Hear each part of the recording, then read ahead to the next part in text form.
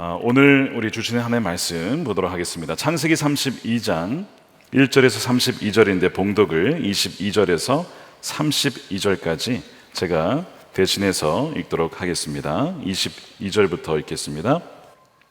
밤에 일어나 두 아내와 두 여종과 11아들을 인도하여 야복 나루를 건널세 그들을 인도하여 시내를 건너가게 하며 그의 소유도 건너가게 하고 야곱은 홀로 남았더니 어떤 사람이 날이 새도록 야곱과 씨름하다가 자기가 야곱을 이기지 못함을 보고 그가 야곱의 허벅지 관절을 치매 야곱의 허벅지 관절이 그 사람과 씨름할 때에 어긋났더라. 그가 이르되 날이 새려하니 나로 가게 하라. 야곱이 이르되 당신이 내게 축복하지 아니하면 가게 하지 아니하겠나이다. 그 사람이 그에게 이르되 내 이름이 무엇이냐? 그가 이르되 야곱이니이다. 그가 이르되 내 이름을 다시는 야곱이라 부를 것이 아니요 이스라엘이라 부를 것이니 이는 내가 하나님과 및 사람들과 겨루어 이겼음이니라. 야곱이 청하여 이르되 당신의 이름을 알려주소서. 그 사람이 이르되 어찌하여 내 이름을 묻느냐 하고 거기서 야곱에게 축복한지라. 그러므로 야곱이 그곳 이름을 브니엘이라 하였으니 그가 이르기를 내가 하나님과 대면하여 보았으나 내 생명이 보존되었다 함이더라. 그가 브니엘을 지날 때에 해가 돋았고 그의 허벅다리로 말미암아 절었더라. 그 사람이 야곱의 허벅지 관절에 있는 둔부의 힘줄을 쳤으므로 이스라엘 사람들이 지금까지 허벅지 관절에 있는 둔부의 힘줄을 먹지 아니하더라. 아멘. 하나님의 말씀입니다. 세대를 잇는 믿음의 여정 8번째 시간입니다. 하나님이 우리에게 씨름을 걸어오시는 이유라는 제목의 말씀을 나누겠습니다. 오늘 세트를 보고 오늘 뮤지컬 예배인가 싶은 분이 계시겠지만 뮤지컬 예배는 주일에 있고요. 오늘은 우리 금요 성령 집회이고요. 우리 믿음의 여정 시리즈의 8번째가 되겠습니다.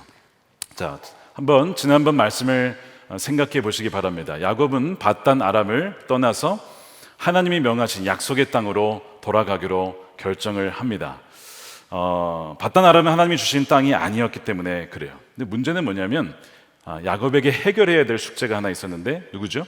형 에서와의 문제였습니다. 자신을 죽이려고 했던 형 에서가 나를 어떻게 대할지 야곱은 알 수가 없었어요. 과연 20년이 지났으니까 이제는 나를 용서할까? 아니면 여전히 나를 죽이려고 할까? 이것을 알 수가 없었던 것이죠. 바로 그때에 야곱이 참 놀라운 광경을 보게 되는데 하나님의 천사들이 야곱에게 나타납니다. 그것이 오늘 1절이죠. 읽진 않지만 한번 보겠습니다. 야곱이 길을 가는데 하나님의 사자들이 그를 만난지라. 야곱이 그들을 볼 때에 이르기를 이는 하나님의 군대라 하고 그 땅 이름을 마하나임이라 하였더라. 자, 이 마하나임의 의미는 하나님의 군대라는 의미가 있지만 직역을 하면 그게 아니고 두 군대, 두 진영이라는 뜻입니다. 그러니까 하나님의 군대가 두 개의 진을 치고 있었다. 그래서 두 진영의 의미가 마하나임이에요.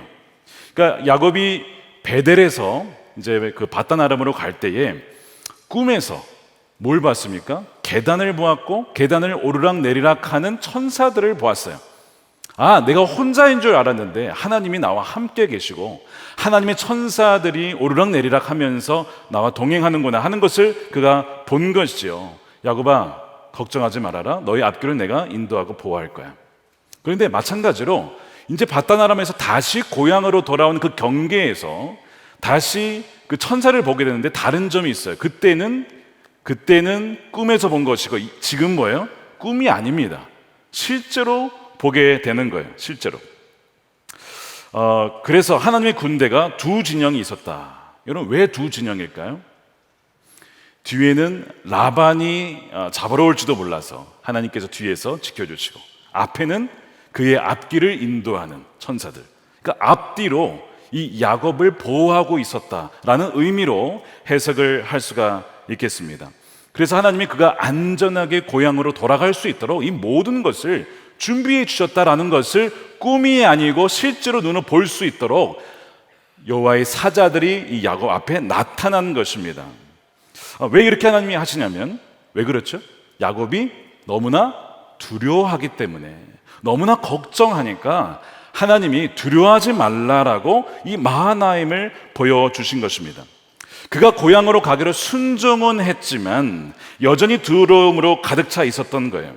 순종은 하고 있지만 여전히 하나님을 완전히 신뢰하고 있지는 못하고 있었기 때문에 그래요.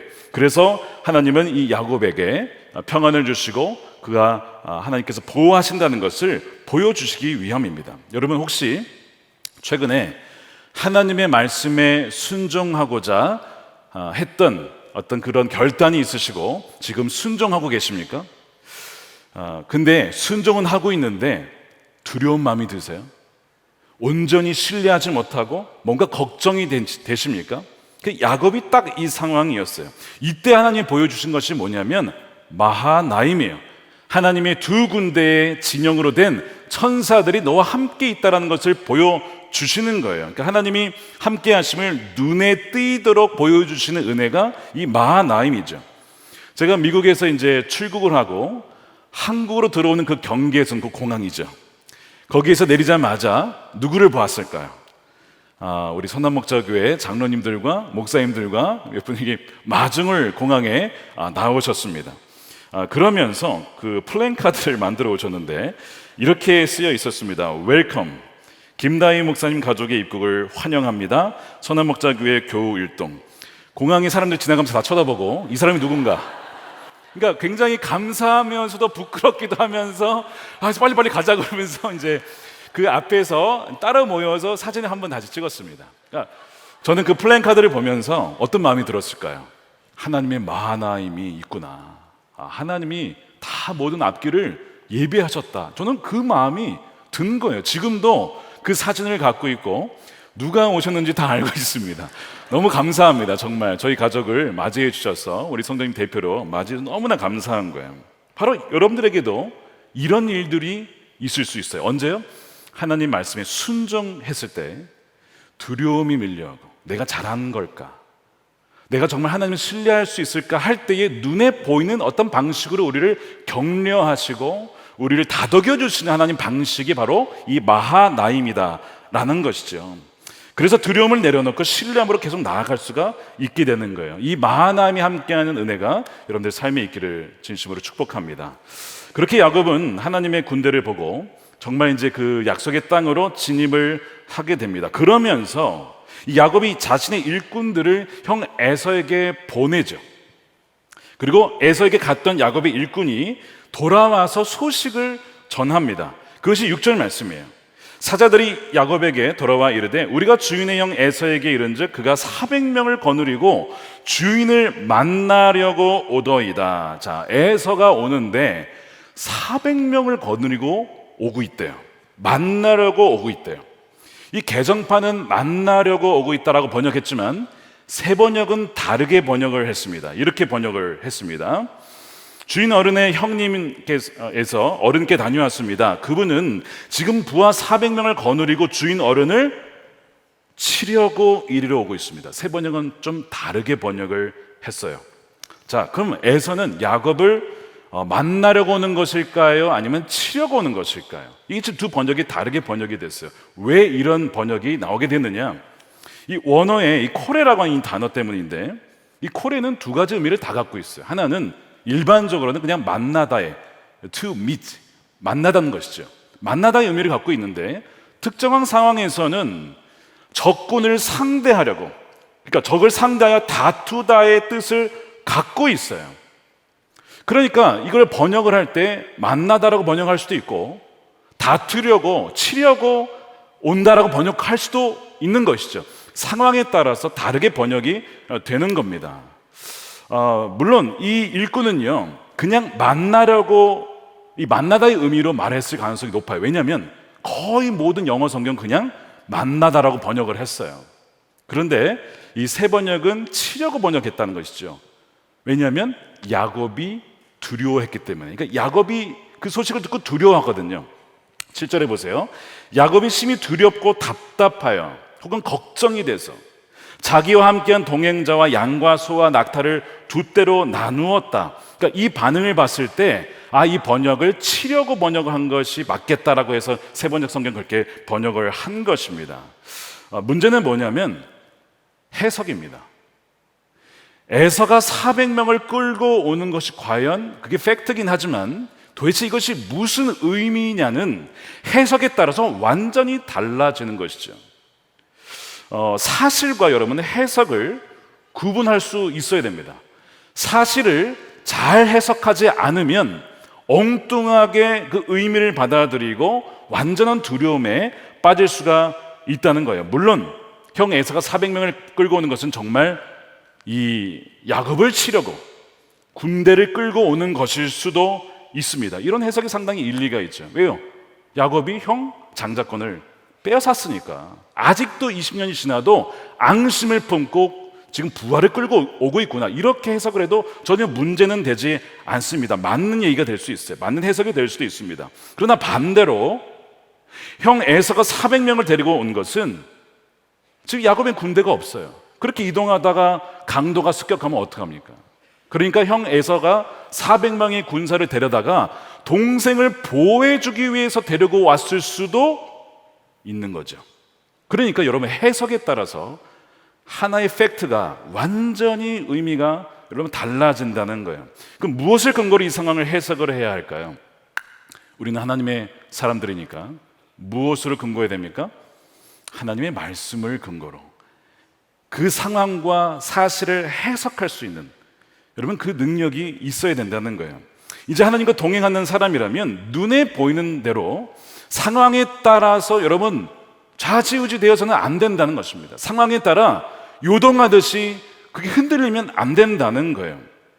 지금 형 에서가 400명과 함께 오는 것이 보호하러 오는 것인지 치료 오는 것인지 그냥 봐서는 알 수가 없어요. 뭘 보고 알 수 있냐면 야곱에게 주신 하나님 말씀이 무엇이었는가, 여러분 그걸 봐야 돼요. 여러분에게 주신 하나님 말씀이 무엇이었는가, 그걸 가지고 여러분들의 상황과 여건을 볼 수 있어야 된다는 것입니다. 자, 그 야곱에게 주신 하나님 말씀이 뭐였냐면 창세기 31장 3절 말씀이에요. 자, 우리 함께 읽어보겠습니다. 시작. 여호와께서 야곱에게 이르시되 내 조상의 땅 내 족속에게로 돌아가라, 내가 너와 함께 있으리라 하신지라. 자, 이게 약속의 말씀입니다. 이 약속의 말씀에 의하면 야곱은 그 땅으로 돌아가고요, 하나님이 함께 하시기 때문에 어려움이 있을지라도, 어려움이 없을 수도 있지만 어려움이 있을지라도 문제가 되지 않습니다. 자, 이것을 붙잡고 있으면 형 에서 400명이 오는 것이 나를 치는 것이라 할지라도 하나님 나와 함께 하시니까, 아니 형 에서가 어떻게 하나님을 이기겠어요? 이렇게 받아들일 수 있죠. 또한 한편으로는 이렇게 해석할 수 있습니다. 아, 하나님께서 나와 함께 하신다는 것이 어떤 방식으로 함께 하시는가? 형 에서가 자신의 군대 400명을 데리고 와서 우리가 그 땅으로 안전히 갈 수 있도록 보호해 주시려고 보내주신 거나, 이렇게 충분히 해석할 수 있다는 것입니다. 그래서 나는 두려워하지 않는다. 이것이 사실 바른 해석이죠. 그리고 우리는 이것이 옳은 해석이라는 것을 나중에 발견을 하게 돼요. 그러나 우리 대부분은요, 미래를 볼 수가 없기 때문에 결국에는 우리가 지금 마주하고 있는 상황을 말씀의 근거에서 해석해야만 합니다. 작년에 하나님의 은혜로 어렵게 아기를 임신하게 된 분이 계셨어요. 저 기억이 나요. 그때도 기도를 하고 하나님의 은혜를 정말 간구하고, 그런데 정말 어느 날 오시더니 임신을 하셨대요. 너무 축하드립니다 그랬어요. 예배를 드리다가 하나님이 주신 약속도 있다고 뭐 이런 얘기도 하시고, 그래서 이제 시간이 지났는데 임신 막판에 의사 선생님의 소견이 있잖아요. 전문가의 소견입니다. 심장에 이상이 있다, 정맥에 이상이 있다, 아주 희귀병이라는 거예요. 여러분 이 소식을 들으면 여러분 어떻게 반응하시겠습니까? 두렵지 않겠습니까? 염려되지 않겠습니까? 하나님 어떻게 이러실 수 있냐라고 하지 않겠습니까? 그러니까 그분이 요동치기 시작했어요. 하나님이 나에게 생명을 주셨는데 어떻게 하나님 이러실 수 있냐, 이거를 어떻게 받아들여야 될지를 모르겠는 거예요. 그래서 담당 목사님께도 말씀드리고 또 그 목사님이 저에게도 말씀하셔서 기도를 했습니다. 하나님이 약속하셨잖아요. 하나님이 주신 생명이 있잖아요. 근데 너무나 이게 지금 그 심장의 문제라면 이거 살 수 없는 거 아닙니까? 하나님 그 약속을 기억해 주십시오. 여러 주가 지났어요. 다시 연락이 왔습니다. 출산을 했는데 폐 때문에 물론 인큐베이터에서 치료를 받아야 하지만 심장에는 아무런 이상이 없대요. 여러분 이런 일이 있을 수 있어요. 물론 정말 장애를 안고 태어난 아이들도 있습니다. 그러나 반대로 장애가 있다고 했지만 아무런 문제가 없이 태어난 경우도 있어요. 우리가 어떤 상황에 따라서 그냥 거기에 반응할 것이 아니라 이 상황을 통해서 하나님이 우리에게 주시고자 하는 것이 무엇일까를 늘 염두해야 된다는 거예요. 지금 우리가 두려워하는 것은요, 상황 때문이라기보다, 상황도 상황이지만 하나님이 주신 평강의 약속의 말씀을 잊어버리고 놓쳤기 때문이다라는 것이죠.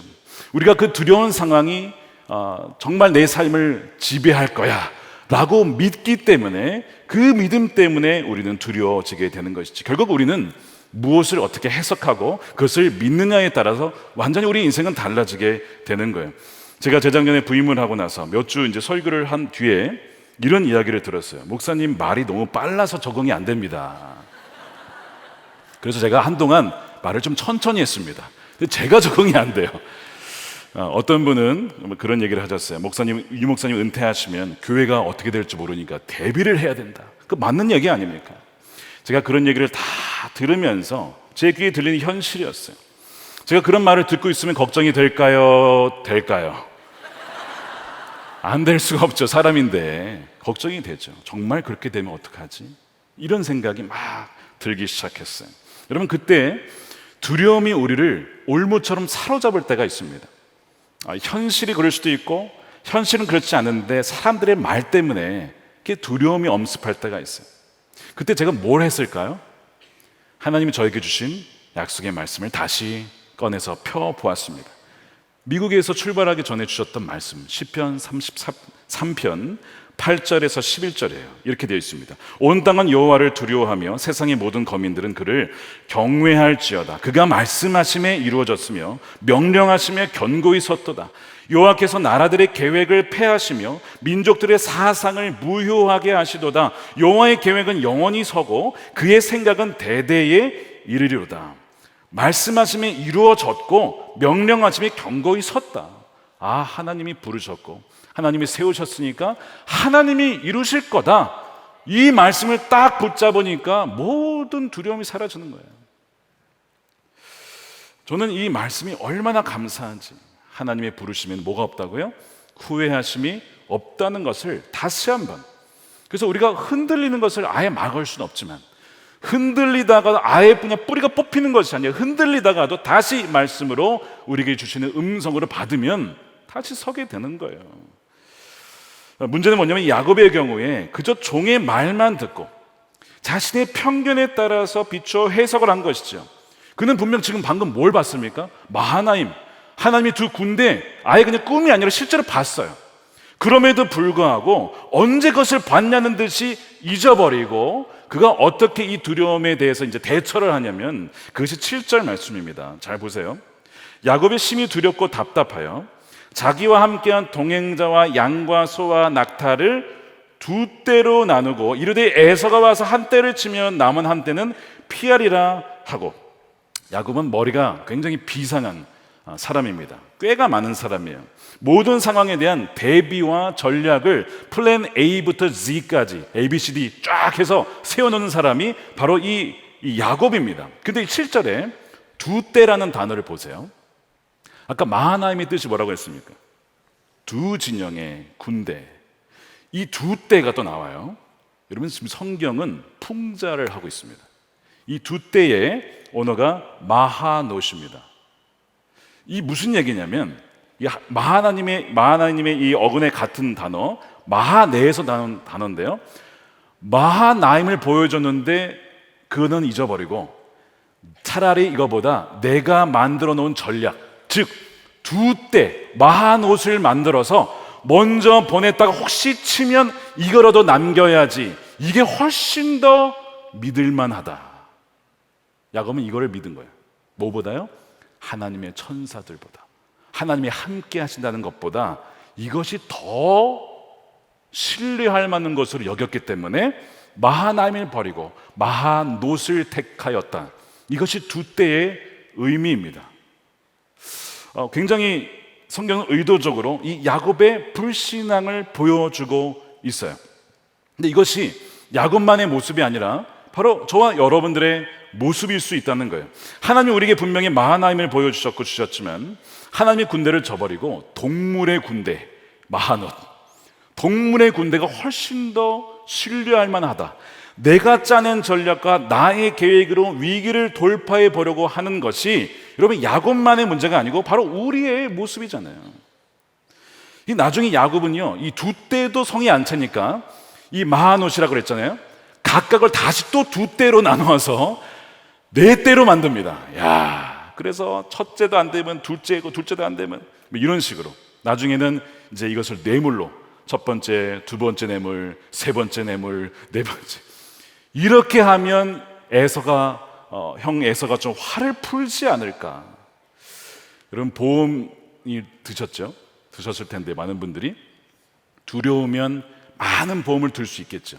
근데 정말 보험을 많이 들면 두려움이 사라질까요? 아무리 많이 들어도 두려움이 사라지지 않는 분들이 계시더군요. 보험을 엄청 많이 모든 분야에 다 들었는데도 두렵더래요. 그런 얘기를 제가 들은 적이 있습니다. 그러니까 우리가 누구를 신뢰하느냐, 여러분 그것을 봐야 된다는 거예요. 이 야곱의 모습은 정확하게 우리의 모습이라는 거예요. 아무리 두 떼를 또 나누어서 네 떼를 만들고 수많은 떼를 만들어도 여러분 그 안에는 평안이 지금 없는 것이죠. 야곱이 형 에서에게 주는 것은 이제 이 첫째, 둘째 떼를 만들어서 주는 것은 예물이라고 되어 있지만 원어의 의미는 조공입니다. 그러니까 한마디로 뇌물을 지금 바치는 거예요. 그렇게 해서 형이 선물을 받으면 좀 마음이 풀리겠지. 4대, 8대, 16대, 30, 100대까지 만들어서 어쨌든 100대까지 하자. 이것이 야곱의 근성입니다. 그렇게 해서 보내는 선물의 동물이 몇 마리인 줄 아십니까? 550마리입니다. 선물 지금 좀 과하죠. 550마리라는 숫자가 뭘 보여주고 있냐면 지금 야곱이 얼마나 두려워하고 있는지를 보여주고 있어요. 하나님이 분명 함께 하신다고 했어요. 하나님은 마하나임도 보여주셨어요. 그런데도 여전히 두려워합니다. 이것이 야곱이에요. 자, 그러면 제가 질문을 해볼게요. 짚고 넘어가야 될 부분이 있는데 과연 야곱은 거듭난 사람일까요?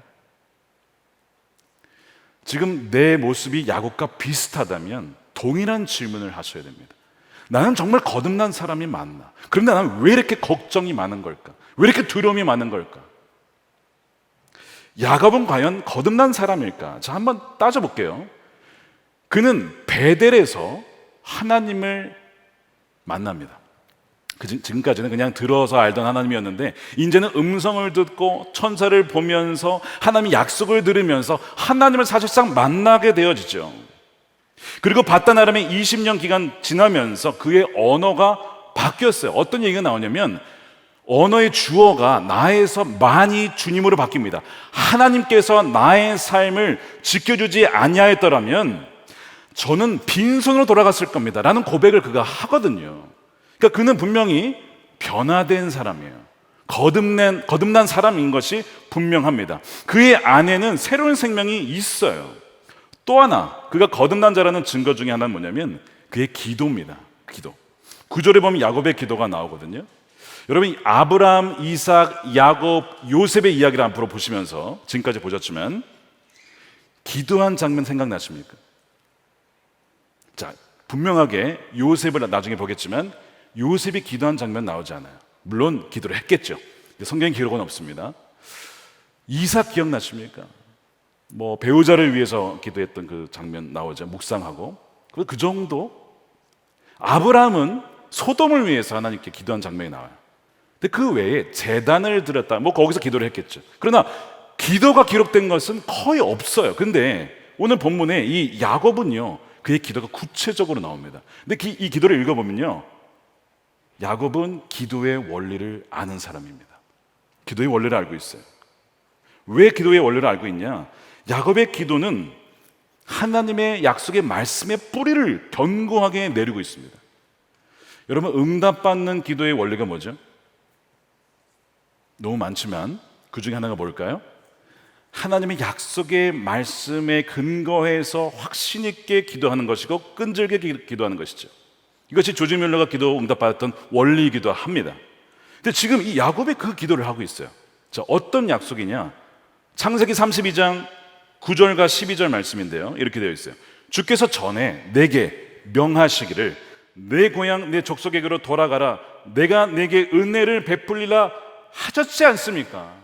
그걸 가지고 지금 기도하고 있어요. 12절에 주께서 말씀하시기를 내가 반드시 내게 은혜를 베풀어 내 시로 바다에 셀 수 없는 모래와 같이 많게 하리라 하셨지 않습니까? 라고 하면서 기도를 하고 있어요. 이것만큼 하나님을 꼼짝 못하게 하는 게 없습니다. 하나님 말씀하시면 절대 바꾸지 않으세요. 사람은 바뀝니다. 사람은 말을 바꿀 수 있어요. 그러나 하나님의 말씀이라고 하는 것은 말 자체가 창조입니다. 말과 행동과 실제가 분리가 없어요. 약속하셨으면 그게 된 겁니다. 사실상 시간의 차이만 있을 뿐이죠. 그러니까 지금 야곱은 그것을 붙잡고 절박한 가운데 기도를 하고 있는 거예요. 지금 형 에사가 나를 죽이러 온다고 하는 것 같은데 하나님, 나 분명히 수많은 민족의 조상으로 삼아준다고 하지 않았습니까? 그 약속으로 붙잡고 기도하는 거예요. 그러니까 지금 이 야곱은요, 분명히 거듭난 사람의 표지를 갖고 있어요. 문제는 뭐예요? 자, 기도한 다음에 그 다음에 두려워하고 있어요. 다시 두려워해서 이거 어떡하지? 야, 동물도 다시 모아봐. 이러고 있다고요. 기도하였는데 두려워하고, 기도하였는데 자신의 전략을 의지하고. 도대체 지금 어느 장단에 지금 맞춰야 되는 거예요, 도대체? 근데 이것이 누구의 모습이에요? 우리의 모습이에요. 분명히 하나님을 만났어. 하나님 음성도 들었어. 말씀도 분명히 들었어. 약속의 말씀도 있어. 기도도 해요. 근데 두려워해요. 하나님을 신뢰하지 못해요. 순종도 해요. 그런데 순종하면서도 하나님을 온전히 신뢰하지 못해요. 이게 우리의 모습이잖아요. 왜 이런 일이 발생하느냐? 야곱에게는요, 지금 두 개의 본성이 같이 공존하고 있기 때문에 그래요.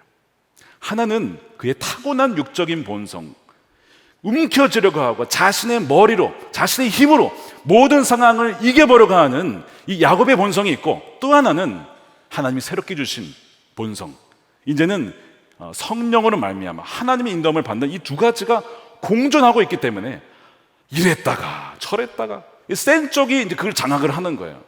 이 성령이 강하면 기도도 했다가, 육신이 강하면 다시 염려했다가, 이게 계속 엎치락뒤치락 뭐 하고 있어요? 자신 안에서 씨름을 하고 있는 거예요. 이것이 야곱의 모습인 것이죠. 사도 바울이 고린도전서에서 이런 사람을 뭐라고 표현했냐면 육신에 속한 자다, 이렇게 표현했습니다. 고린도전서 3장 1절입니다. 형제들아, 내가 신령한 자, 이건 뭐 성령에 속한 자, 영의 사람이란 표현인데요, 신령한 자들을 대함과 같이 너희에게 말할 수 없어서 육신에 속한 자, 이게 누구냐? 그리스도 안에서 어린아이들을 대함과 같이 하느라. 내가 너희를 젖으로 먹이고 밥으로 아니하였노니 이는 너희가 감당하지 못하였음이거니와 지금도 못하리라. 너희는 아직도 육신에 속한 자로다. 너희 가운데 시기와 분쟁이 있으니 어찌 육신에 속하여 사람을 따라 행함이 아니리요. 자, 육신에 속한 자가 누구냐면 거듭나서 성령이 그 안에 거하여서 변화된 사람인데 그의 영은 아직 어린 아이예요. 아기, 완전히 베이비에서는 더 컸지만 여전히 어린 아이예요. 크질 못한 겁니다. 그래서 어떤 속성이 더 강하냐면 본인의 타고난 속성, 자신의 육신의 본성이 훨씬 더 강한 거예요. 그 특징이 뭐냐면 시기, 질투, 투쟁입니다. 이 분쟁이라고 하는 이 부분이 싸우려 하는 거고, 경쟁하려고 하고, 자기가 움켜쥐려고 하는 속성이거든요. 이 야곱의 속성이잖아요. 그 야곱은 그대로 지금 이 자신의 이 타고난 본성이 훨씬 더 강하다는 것을 보여주고 있어요. 자, 어린아이의 또 다른 특징이 뭐냐면 풍조에 자꾸 흔들리는 거예요. 상황이 이렇게 되면 여기에 또 이랬다가, 이 사람이 저런 말하면 또 여기 이랬다가, 이 어린아이들은요 잘 속잖아요. 그것이 바로 야곱의 현 영적인 상태였다는 것입니다. 바로 육신이 속한 자였기 때문에 순종은 하려 하지만 믿을 수가 없고, 기도는 하지만 기도의 응답이 될지 확신할 수 없어서 뭐를 더 붙잡는 겁니까? 내가 지금까지 살아왔던 방식, 내 힘. 야곱의 이름이 뭐예요? 붙잡는 자, 취하는 자. 주먹은 아니지만 어쨌든 이것을 더 믿는 거죠. 이게 더 강한 것이 바로 야곱이라는 것입니다. 바로 이 두 가지 모습이 다 야곱의 모습인 거예요. 야곱은 마지막으로 이제 두 아내와 두 여종과 11 아들을 밤에 야복 강을 건너게 합니다. 낮에 건너게 하지도 못해요. 두려워서. 밤에 보냅니다. 그렇게 된 결과가 뭐냐면 이제 혼자 남는 거예요. 자, 오늘 23절입니다. 그들을 인도하여 시내를 건너가게 하고 그의 소유도 건너가게 하고 야곱은 홀로 남았다. 생각해 보세요. 자기가 지금까지 그렇게 정말 아등바등하면서 살아왔어요. 자기 힘으로 지금까지 인도해 왔는데 도무지 이제 본인의 힘으로 이겨낼 수 없는 상황에 마주했고 심지어 홀로 남았네요. 여러분, 이 심정을 이해하시겠습니까? 도무지 내 힘으로 할 수 없고 모든 상황은 이제는 나를 이 절망으로 어떤 절벽으로 몰아가고 정말 아무것도 할 수 없는 상황 속에서 제가 오늘이었나요? 새벽 기도를 드리는데 어느 분이 정말 간절하게 눈물로 기도를 하시는 거예요. 너무 우시니까요. 어떤 마음일까? 어떤 상황이 있을까? 궁금한데 뭐 알 수는 없는데요. 근데 저도 모르게 바로 옆에 있으니까 제가 그 기도의 하나를 들었어요. 뭐냐면, 죄송합니다만 이런 얘기를 하셨어요. 하나님, 저에겐 더 이상 방법이 없습니다. 아무런 방법이 없습니다. 남아있는 것이 없습니다. 막 우는 거예요. 이것이 딱 지금 야곱의 상황인 거죠. 20년간 그렇게 열심히 살았는데 모든 가족과 재산을 다 잃어버릴 수도 있는 상황이 얼마나 기가 막힙니까? 여러분, 홀로 남으신 것 같으십니까? 근데 그때가 다시 변화될 시기라는 것을 여러분 아시길 바랍니다. 다시 한번 성장하고 변화될 때예요. 야곱이 홀로 남았을 때 어떤 이가 나타납니다. 그리고 야곱을 붙잡아요. 24절에 야곱은 홀로 남았더니 어떤 사람이 날이 새도록 야곱과 씨름을 하다가, 많은 사람이 야곱이 먼저 붙잡은 줄로 아는데 아닙니다. 그 사람이 와서, 어떤 사람이 와서 야곱을 먼저 붙잡았어요. 야곱이 먼저 잡은 게 아니에요. 그 사람이 야곱을 먼저 잡은 거예요. 씨름을 건 것은 야곱이 아닙니다. 그 사람이 야곱에게 씨름을 걸어온 것이죠. 근데 그 사람이 야곱을 이기기가 어려웠던 거예요. 여러분, 야곱에 대한 오해가 하나 있어요. 애에서는 막 피부가 구릿빛에 막 근육질에 막 이런데, 야곱은 집에서 요리하느라 힘이 약하고 뭐 이런 이미지를 갖고 계신지 모르겠지만 야곱이 힘이 장사입니다. 장사예요. 그게 어디 나오냐면 리브가래요. 야곱이 이제 그 라헬을 만날 때, 라헬을 만났을 때 그 장면 다시 보시면요, 여러분, 그 고대 근동의 우물은 무거운 돌로 가려져 있습니다. 동물이 자꾸 빠져 죽거든요. 그걸 가려놔요. 얼마나 무거운지 성인 몇 명이 들어다가 같이 겨우 옮길 수 있는 거. 근데 그 장면 가까이 보시면 이렇게 돼 있어요. 야곱은 혼자 옮긴다. 그냥 쓱 열어가지고, 그래서 동물도 다 물을 먹이는 장면이 나와요. 그게 뭘 보여주냐면 야곱이 힘이 장사라는 거예요. 천하장사 저리 갈아요. 왜냐하면 이제 지금 씨름을 하는데요, 씨름을 뭐 10분, 30분 하는 게 아니에요. 밤이 새도록 해요. 프로 레슬링 선수들이 올림픽에서 자기와 체급이 비슷한 사람하고 붙으면 한 10분만 해도요, 힘이 다 떨어집니다. 그만큼 힘든 게 레슬링이거든요. 근데 밤이 새도록 했다. 힘도 장사인데 지구력까지 있어. 진짜. 그러니까 이게 지금 어떤 사람이 와가지고 이겨보려고 왔는데 이게 지금 보통 센 게 아닌 거야, 이 야곱이. 게다가 지금 상황이 절박하니까, 여러분, 그 정신적인 이 상황 속에서 절박한 사람이 더 초인적인 힘이 나는 거 아시죠? 그러니까 막 붙잡고 막 도무지 막 이렇게 된 상황이 된 거예요. 그래서 그 사람이 야곱을 이기지 못합니다. 25절, 자기가 야곱을 이기지 못함을 보고. 자, 이 구절이 이제 오늘의 핵심 구절 중에 하나입니다. 여러분, 이 구절을 어떻게 이해하십니까? 자기가 야곱을 이기지 못함을 보고를 긍정적으로 보세요? 아니면 부정적으로 보세요? 아니면 둘 다로 보십니까? 오늘 이 본문이 굉장히 해석이 달라지는 본문입니다.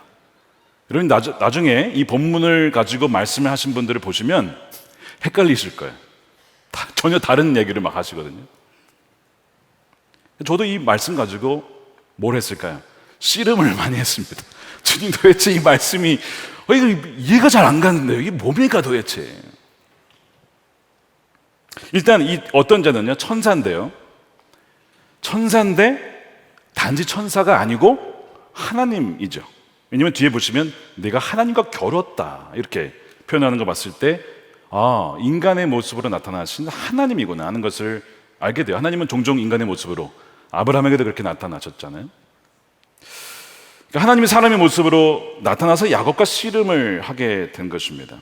어떤 분들은 야곱이 하나님과 기도의 씨름을 했다 이렇게 해석하신 경우도 있는데요, 그건 그렇지 않아요. 왜냐하면 분명히 야곱의 기도는 기도했다라고 따로 나오고 이건 씨름이라고 하고 있기 때문에 분명히 구분을 하고 있어요. 기도의 씨름이 아니고 말 그대로 씨름을 한 겁니다. 그럼 씨름이 뭐냐는 거죠. 씨름은요, 그 사람을 눕혀서 위에서 누르는 것이죠. 그 사람을 굴복시키고 항복시키는 것입니다. 한 사람이 다른 사람을 제압을 시키고 움직이지 못하게 하는 것이죠. 그런데 하나님이 야곱을 이기지 못했다, 제압하지 못했다라는 거, 이게 도대체 무슨 말이냐는 거죠. 어떻게 하나님이 야곱을 이길 수가 없냐는 것이죠. 여러분, 이게 이해가 되세요? 아니, 하나님이 어떻게 사람을 못 이겨요? 말이 안 되잖아요, 이것이.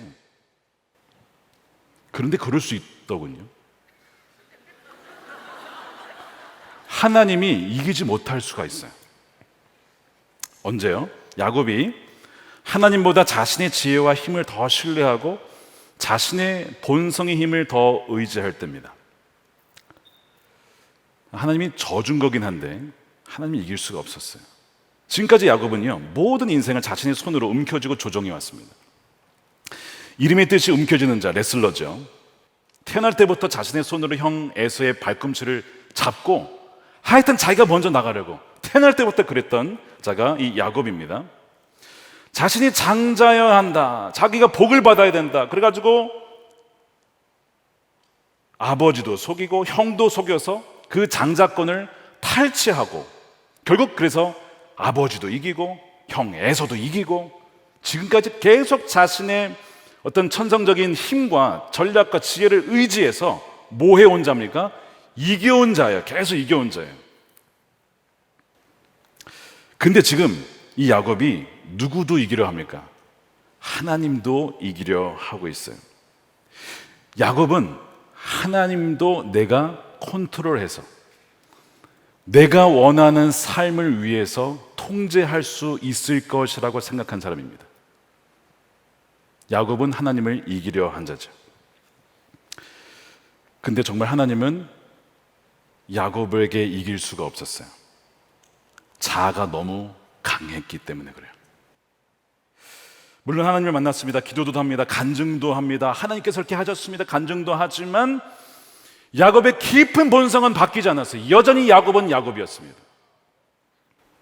야곱은 하나님께 패해 본 적이 없는 사람이에요. 하나님께 져본 적이 없는 사람이에요. 이것이 야곱의 삶이 험난했던 이유입니다. 근데 여러분, 이것이 우리의 모습이에요. 제가 한번 질문을 드려볼게요. 하나님과 여러분이 싸우면 누가 이기십니까? 그 답변이 오늘 본문의 해석입니다. 하나님과 여러분이 싸우면 누가 이기냐고요. 우리가 이기잖아요. 기도해라. 싫어요. 귀찮아요. 시간 낭비 같아요. 우리가 이기잖아요. 용서해라. 내가 그놈을 어떻게 용서합니까? 그놈이 나한테 용서를 빌어야지. 하지 않습니까? 사랑해라. 사랑받을 만 해야 사랑하죠.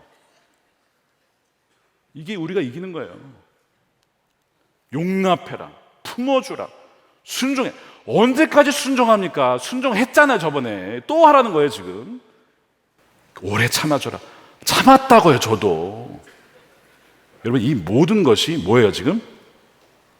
하나님을 이기는 겁니다. 그러니까 하나님은 우리에게 지금 져주고 있는 거예요.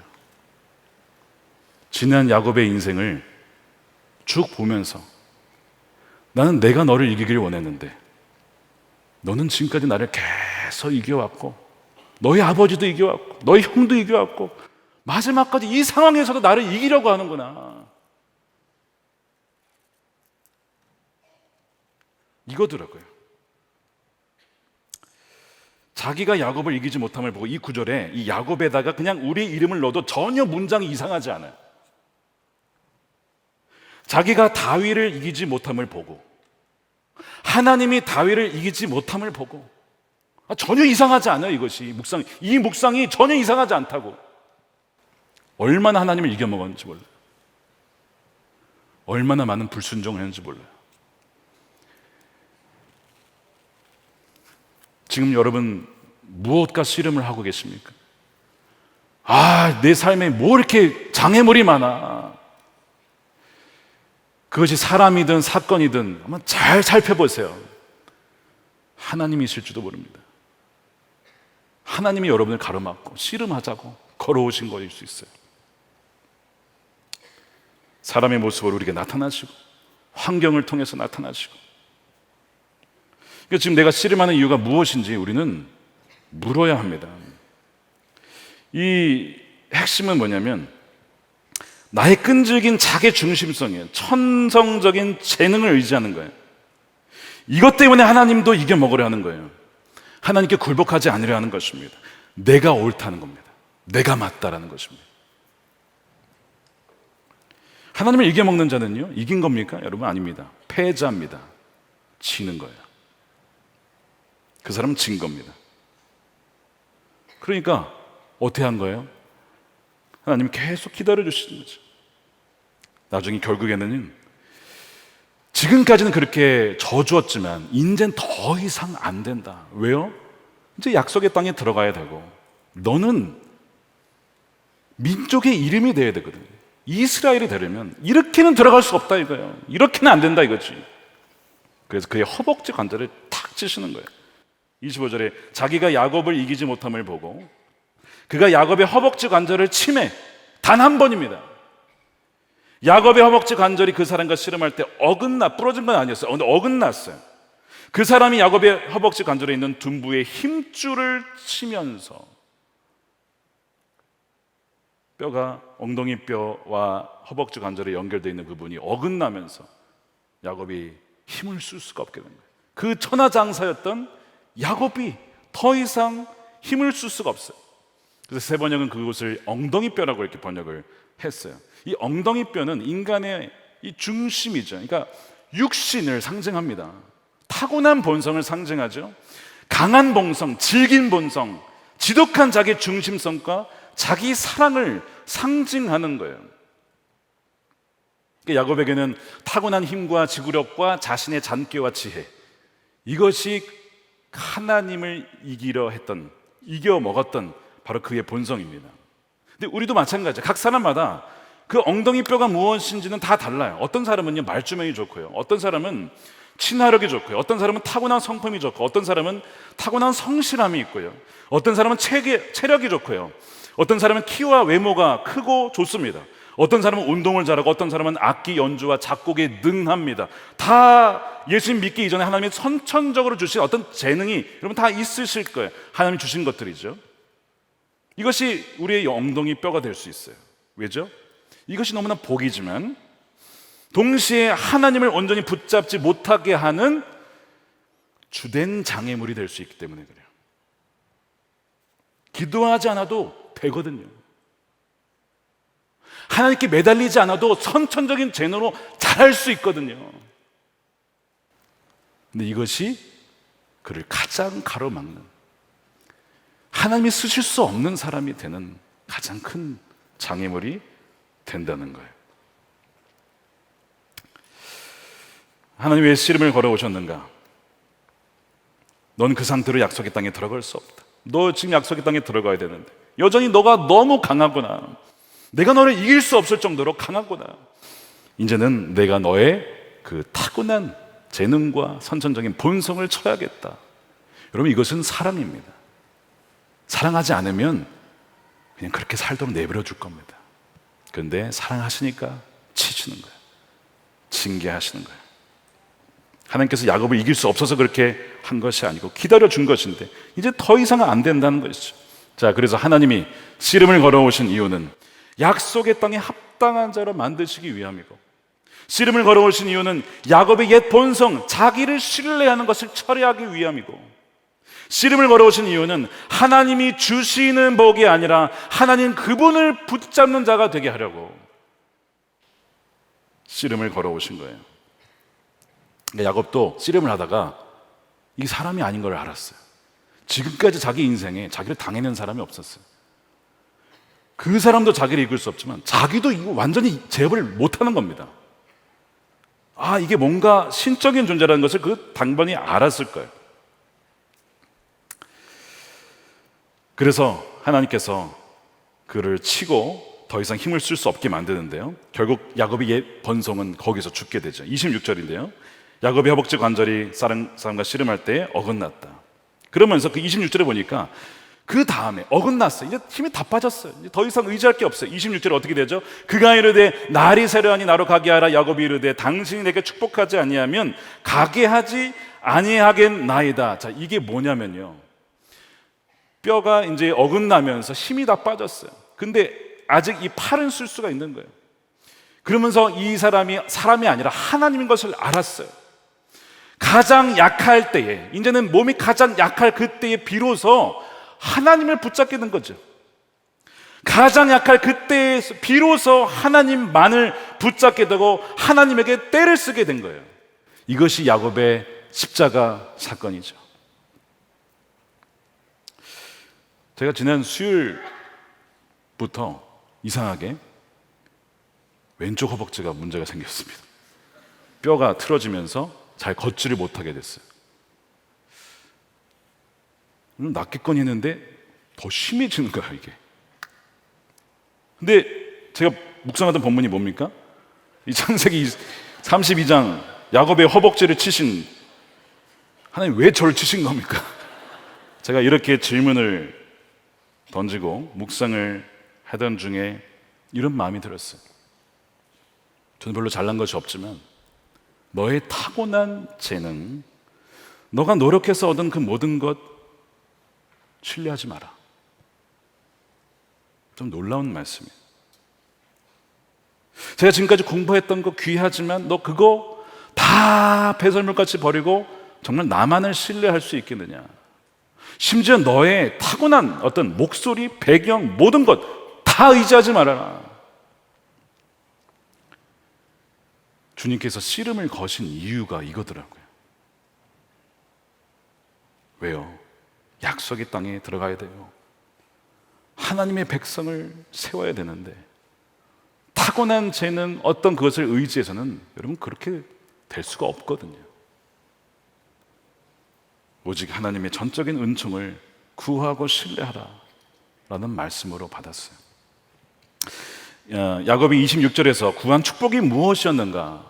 뭘까요? 무슨 축복을 구했을까요? 성경은 성경으로 해석하라는 성경 원칙이 있습니다. 해석 원칙이. 호세아 선지자가 이 본문을 이렇게 해석을 했어요. 호세아서 12장 4절 말씀 우리 함께 읽어볼게요. 시작. 야곱은 천사와 싸워서 이기자 울면서 은총을 간구하였다. 하나님은 베델에서 그를 만나시고 거기에서 우리에게 말씀하셨다. 뭘 구한 거예요 지금? 은총. 야곱과 은총은 별로 안 어울리는 단어입니다. 야곱은 자기 힘으로 어떻게든 움켜쥐고 속여서라도 쟁취하는 자에게 은총이라는 단어는 안 어울리는 단어인데 지금 뭘 구하고 있어요?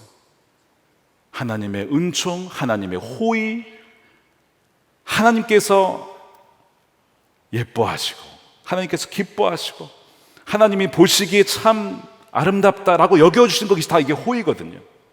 그러면 끝난 거 아닙니까? 하나님이 그냥 택하셨다, 하나님의 호의를 베푸신다, 그러면 다 끝난 거거든요. 야곱이 뭘 깨달았냐면 평생 자기에게 이렇게 움켜쥐려고 해도 그걸로 안 되는구나, 이게 다 실패구나. 정말 구해야 될 것은 하나님이고 그분의 은혜요, 그분의 은총을 내가 구해야 되는구나. 매달리는 거예요. 평생 다른 것을 붙잡고 있다가 이제는 하나님께 매달리는 거예요. 은총을 내게 부어주십시오. 저에게 호의를 베풀어 주십시오. 그것이 야곱이 브니엘에서 구한 거예요. 하나님께 지는 것이 진정 이기는 것입니다. 야곱을 꺾으신 하나님도 결국 그것으로 이기신 것이죠. 그래서 하나님이 야곱의 이름을 이스라엘로 바꿔주십니다. 27절에 너의 이름이 무엇이냐? 야곱입니다. 취하는 자, 탈취하는 자. 그가 이르되 내 이름을 다시는 야곱이라 부를 것이 아니요 이스라엘이라 부를 것이니 이는 내가 하나님과 및 사람들과 겨루어 이겼음이니라. 자, 이 부분도 해석에 여러 가지 얘기가 나오는 부분이에요. 이스라엘이라고 부르면서 이는 내가 하나님과 사람들과 겨루어 이겼음이라. 이게 무슨 말일까요? 저는 이걸 이렇게 해석을 하고 싶습니다. 너 지금까지 아버지도 이겼어, 에서도 이겼어, 라반도 이겼어, 심지어 하나님도 이겼어. 지금까지 너 그렇게 살아왔지? 너 이제 다시는 그렇게 살지 마. 다시는 야곱 그렇게 이겨먹는 사로 살지 말고 이스라엘로 살아. 이스라엘이 뭔지 아세요? 이스라는 다스린다, 엘은 하나님입니다. 근데 히브리어에서 엘을 쓸 때는 목적어로 쓴 적이 없어요. 무슨 얘기냐면 하나님을 목적어로 쓰면 하나님을 이기다, 하나님을 다스리다 말이 안 되잖아요. 엘이 들어간다는 것은 무조건 하나님이 주어입니다. 그러면 이스라엘의 의미는 뭐냐면 하나님이 통치하신다, 하나님이 다스리신다. 너의 삶은 이제 하나님이 다스리는 삶이 되는 거야. 지금까지 너의 삶으로 다 이겨먹으라고 했잖아. 하나님도 이겨먹으라고 했잖아. 다시는 그 삶이 아니고 이제는 너를 통해서 내가 너의 삶을 통치하고 너의 삶을 다스리는 그 삶이 될 거야. 이것이 이 말씀의 의미인 줄로 믿습니다. 그래서 하나님의 씨름을 걸어오신 거예요. 여러분 홀로 남은 것 같고 인생의 치열한 씨름의 한복판에 지금 계십니까? 여러분을 막고 씨름하는 그분은 하나님인 줄도 모릅니다. 그리고 물으실 거예요. 누가 너의 삶을 다스리느냐? 누가 너의 삶을 통치하고 있느냐? 누가 너의 삶을 명령하고 있느냐? 너냐 아니면 나냐? 하나님은 우리가 항복하기를 원하세요. 온전히 그분을 신뢰하기를 원하신다는 거예요. 순종은 했지만 불안해서 두 때로 나눠가 또 그것을 두 때로 나누고 또 두 때로 나누고 불안하고 염려하고 있지는 않습니까? 약해지는 것을 두려워하지 마십시오. 야곱이 가장 약할 때 비로소 이스라엘이 돼요. 하나님이 통치하신 자가 됩니다. 여러분 이것이 성경 전반에 흐르는 원리입니다. 어떻게 사도 바울이 사울이 바울이 됐습니까? 그렇게 스데반이 설교를 해도 변하지 않다가 하나님이 탁 치셨죠. 볼 수가 없는 거예요. 눈을 보는 것으로만 살았던 바울이요, 사울이죠. 보는 것으로만 살았던 눈을 탁 치고 볼 수 없게 만들었어요. 하나님께 완전 항복하는 거예요. 그의 천성적인 어떤 재능가기를 쳐버린 거죠. 하나님 저 항복합니다. 항복합니다. 주님이시군요. 이제 보는 것에 의해 살지 않겠습니다. 믿음으로 보는 삶, 그렇게 살아가겠습니다. 그래서 그가 3층 정도 올라가서 그 놀라운 것도 보고, 그러나 하나님은 그에게 가시를 제거해 주지 않았어요. 왜요? 이 가시가 뭐냐? 많은 사람들이 얘기하는 게 뭐냐면 아마 안질이었을 거다. 눈에 뭔가 어려움이 있었을 것이다. 이렇게 얘기를 많이 합니다. 그의 눈의 고통을 생각하면서 무슨 생각을 했을까요? 하나님의 은혜, 하나님의 은총, 내 삶을 의지하고 살아갔던 그때 그런 하나님 나를 건져주셔서 영적인 눈을 뜨게 하신 그 사건을 계속 그 눈의 가시와 같은 육신의 가시를 통해서 기억나게 하면서 평생을 그렇게 하나님이 부르실 때까지 그렇게 쓰신 것이죠. 그러니까 지금 야곱은요 돌아가면서 어떻게 합니까? 허복다리를 절게 됩니다. 31절에 그가 분이엘을 지날 때에 해가 돋았고 그의 허복다리로 말미암아 절었더라. 그는 평생 저는 자로 살겠대요. 근데 저는 것이 그에겐 너무나 은혜였어요. 하나님, 제가 비록 절지만 절 때마다 무슨 생각이 났을까요? 분이엘 사건. 하나님이 나를 붙잡고 이제는 너가 붙잡지 않아도 돼. 내가 너를 붙잡고 있어. 내가 너를 다스리고 있어. 내가 너를 통치하고 있어. 그 사건이 계속 절 때마다 다리를 쩔뚝쩔뚝 할 때마다 그날이 생각이 나는 거죠. 여러분, 이것은 전 것은 불행이 아니고 놀라운 하나님의 복이요 하나님의 은혜인 것입니다. 바로 야곱이 가장 약할 때에 그의 인생에 하나님의 얼굴의 태양빛이 환히 비추게 됩니다. 자, 그것이 분이엘의 의미예요. 그래서 21절에 보면 그가 분이엘을 지날 때에 해가 돋았고 그의 허복다리로 말미암아 절었더라. 분이엘은 하나님의 얼굴인데 놀랍게도 해가 돋았대요. 여러분, 베델 때 어떤 상황인지 기억나세요? 베델 때는 해가 지는 때였습니다. 어둠이었습니다. 밤이었습니다. 근데 이제는 해가 돋아요. 왜요? 이제는 내가 이기는 자가 아니라 하나님이 이기게 하시고 하나님이 다스린 자로 바뀌었음을 보여주는 상징적인 의미죠. 해가 돋고 그 빛이 그에게 환히 비치게 되는 거예요. 사랑하는 여러분, 하나님께서 우리에게 씨름을 걸어오실 때가 있습니다. 우리 사랑하시기 때문에 그래요. 우리를 내버려 두실 수가 없기 때문에 그래요.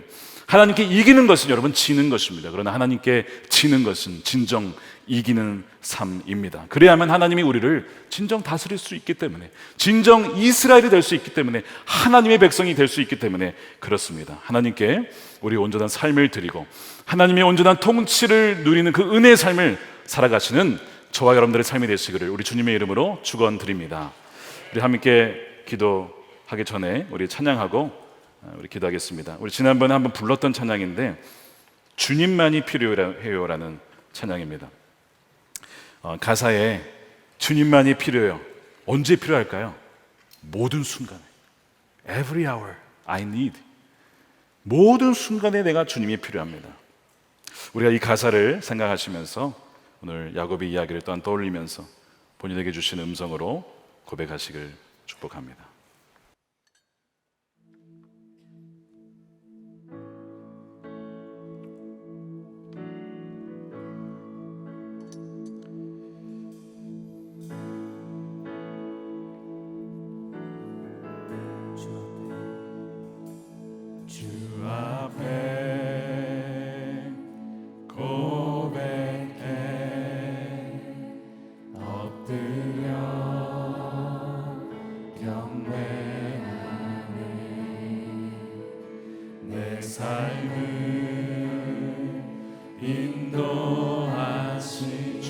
살 수 없네.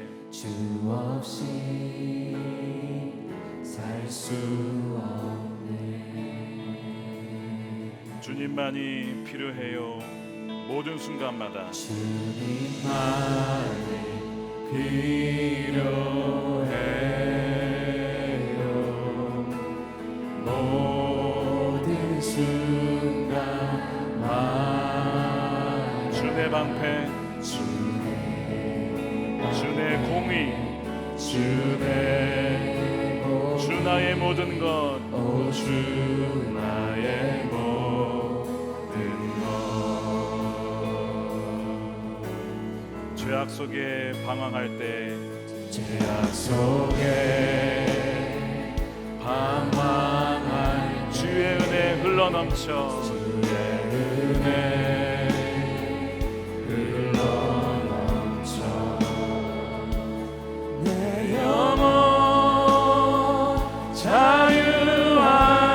거룩한 주님 안에, 거룩한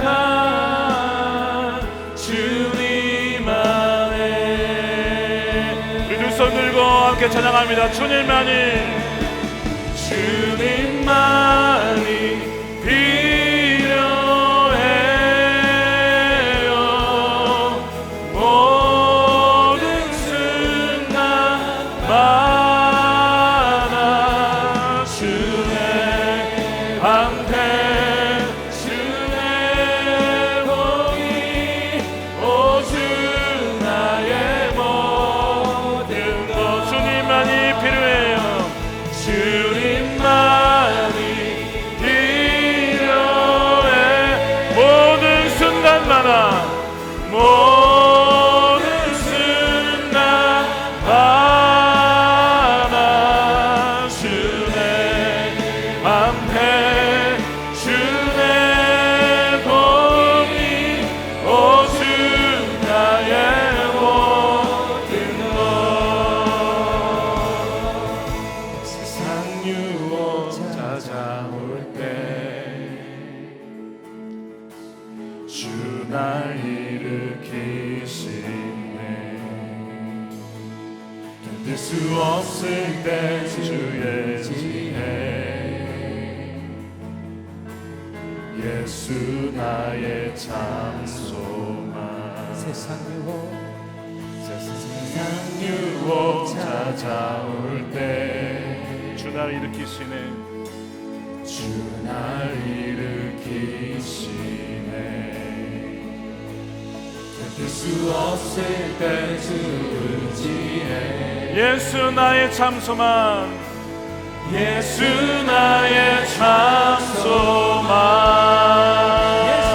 아멘. 예수 나의 참소만. 주님만이 필요해요. 모든 순간마다 주의 방패, 주의 공의, 오주 나의 모든 것. 주님만이 필요해요. 모든 순간마다 주의 방패, 주의 몸이 오주 나의 몸. 주의 방패, 주의 공이, 주의 방패, 주의 공이, 오주 나의 모든 것.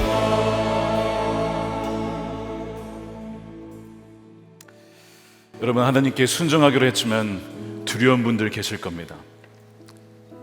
하나님 정말 신뢰할 수 있을까? 정말 하나님이 그렇게 말씀한 대로 될까? 두려운 분들 분명히 계실 거예요. 우리 인간인지라 연약함이 우리 가운데 있기 때문에 그렇습니다. 그래서 우리의 계획인 마하나임이 아니고 마하노트, 동물들로 구성된 두 떼로 만들어서 이렇게 하면 내가 에서의 공격에 피해갈 수 있을 거야. 계속해서 나의 계획을 만들고 또 만들고 또 만들고, 아무리 만들어도 여러분 이 두려움이 사라지지 않습니다. 하나님, 분명히 하나님 마하나임으로 눈에 보이도록 하나님 격려해 주셨고 말씀해 주셨고 깨닫게 해주셨는데 하나님 신뢰하지 못했습니다. 이 시간 하나님만을 온전히 믿고 신뢰함으로 동행하는 다시 그 시작이 될 수 있도록 하나님 나를 인도해 달라고 우리 주여 마음에 간절히 기도하도록 하겠습니다. 주여, 그렇습니다. 주님, 그렇습니다. 마하나임이 아니라 마하노트, 나의 동물들의 때로 이 위기를 모면해버려 하시면 두려움이 떠나가지 않습니다. 주님, 염려가 사라지지 않습니다. 주여, 우리를 불쌍히 여겨주시고 주여, 우리에게 듣는 말씀 귀를 허락하여 주셔서 하나님만을 붙잡게 하시고 하나님의 약속의 말씀만을 붙잡게 해주셔서 하나님의 그 돌아가는 여정의 발걸음이 두려움이 아니라 담대한 발걸음이 되게 하여 주시옵소서. 오 주님, 신뢰하며 나아갑니다. 나의 왕이신 하나님만을 신뢰하며 주여 나아갑니다. 주님, 우리를 붙잡아 주시옵소서. 할렐루야. 주님, 아버지 놀라운 일을 행하실 주님, 온전히 주님만을 동행하며 한 걸음 한 걸음 믿음의 담대한 발걸음으로 나아갑니다. 혼자가 아니라 내가 너와 함께하리라, 마하나임으로 함께하리라 하신 주여, 이 시간을 하나님 놀라운 약속의 은혜로 평강을 더하여 주옵소서. 평강의 평강을 더하여 주시옵소서. 우리 두 번째로 기도할 때 여러분, 기도하다가도 염려가 되고 두려워서 기도를 잊어버리고 또 내 방식대로 처리하고 다시 또 기도하다가도 아예 기도가 무슨 소용이 있나. 여러분, 이것이 야곱의 모습만이 아니고 너무나 우리와 닮아 있지 않습니까? 진정 성령에게 속한 자, 영에 이끌려 살아간 자가 아니라 여전히 우리 안에 그 타고난 육신이 너무나 강해서, 우리가 살아왔던 습성과 패턴이 너무 강해서 그로 돌아가게 된다는 것이죠. 타고난 재능이 아니라 하나님의 은총과 은혜에 의하여서 정말 십자가의 은혜와 공로만을 의지하여서 아버지는 정말 성령에 속한 자, 성령님과 함께 동행하며 하나님의 은혜를 충만하게 누리는 우리가 되게 해달라고 우리 함께 회개하면서 동시에 주를 붙잡으며 나아가는 우리 주여 한번 외치고 기도하도록 하겠습니다. 주여, 우리 육신의 죄를 회개합니다. 육신에 속하여서 걱정하고 나의 방식과 뜻에 따라서 살아갔습니다. 타고난 재능을 의지하지 않게 하시고 하나님의 은총, 하나님의 페이버를 의지하며 나아갑니다. 하나님이 택하신 바 하나님의 의지를 나아갑니다. 십자가의 은혜와 공로를 의지합니다. 나의 인생에 나의 손으로 좌지우지 되는 것이 아니라 하나님 손 안에 있음을 다시 한번 신뢰함으로 나아가게 하여 주시옵소서. 할렐루야. 아버지 주님의 그 은혜로 붙잡아 주시옵소서. 하나님 주여 아버지, 하나님의 은총을 구합니다. 하나님의 은혜만을 구합니다. 하나님 아버지 주여 은혜서 하나님의 놀라운 은혜 가운데 살게 하여 주시옵소서. 주여 바라보게 하여 주시옵소서. 하나님 그 가운데 주여 바라보게 하여 주시옵소서. 할렐루야. 주님만을 의지하며 하나님의 놀라운 손을 강구하며 나아가는 하나님 우리 귀한 성도들 되게 하소서. 타고난 재능이 아니라 하나님을 의지할 때에 그 재능도 하나님이 통제하여 하나님의 뜻에 따라 사용되게 하여 주시옵소서. 하나님 감사합니다. 놀라운 그 일을 찬양합니다. 오 완벽하신 하나님을 찬양합니다. 오늘도 우리 위에서 기도하실 분은 기도하시면 좋겠고요, 앞에 나와서 안수 기도 받으실 분들을 나오셔도 좋겠는데요. 오늘 특별히 첫 주 우리 다음 세대를 위한 기도입니다. 오늘 우리 중고등부 학생들이 가운데 은혜를 삼하는 마음으로 참여했습니다. 우리 다음 세대를 위해서 기도해 주시고 또 안수 기도를 먼저 양보해 주시고 그 다음에 기도를 받으시면 좋겠습니다. 우리 세 번째로 기도하겠습니다. 약해지고 지는 것을 우리는 두려워합니다. 그러다 보니까 이기는 것을 너무 좋아해서 하나님도 이기려 합니다. 다리 저는 것 여러분 있으십니까? 하나님이 여러분들의 허벅다리를 치셨습니까? 여러분 인생에 하나님이 씨름을 걸어오시고 치신 것이 무엇입니까? 왜 하나님 내 다리를 치셨습니까? 나를 왜 절게 하십니까? 그런 억울한 마음이 들 수 있어요. 근데 사도 바울도 야곱도 보면 그의 눈이 잘 보이지 않았던 육신의 가시나 그가 야곱이 다리를 절었던 것이나 한편으로는 은혜의 표시입니다. 내가 너를 결코 버리지 않는다. 내가 너와 함께한다.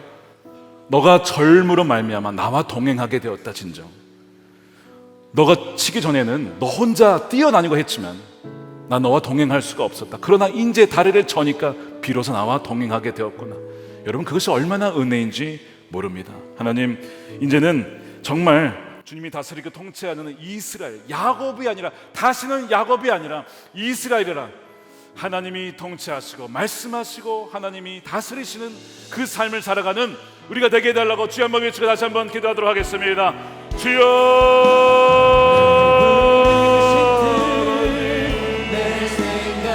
저는 것이 은혜입니다. 아버지 저는 것이 은혜입니다. 다리를 저는 것이 오히려 은혜입니다. 너무 빨리 달려갔습니다. 너무 달려갔습니다. 아버지 다리를 저는 것이 주님과 동행하게 되었습니다. 아버지 우리를 불쌍히 여겨주시고 아버지 우리를 허벅다리를 쳐서 하나님과 한 걸음 한 걸음 나아가게 하시고 하나님은 내가 얼마나 큰지 모릅니다. 하나님 앞서가려고 했던 모든 것 너무 하나님보다 앞서가려고 했던 나의 모든 죄악들 불쌍히 여겨주시고 나의 나를 치시고 천천히 가라고 나의 천성적인 재능을 의지하지 아니하고 오직 하나님의 뜻에 따라 한 걸음씩 나아가라고 하신 주님의 놀라운 은혜와 사랑에 감사를 드립니다. 주님 할렐루야. 주님 하나님 시원하게 하나님 세상에 충만하게 주시고 하나님의 말씀으로 살아가게 하시고 아버지 하나님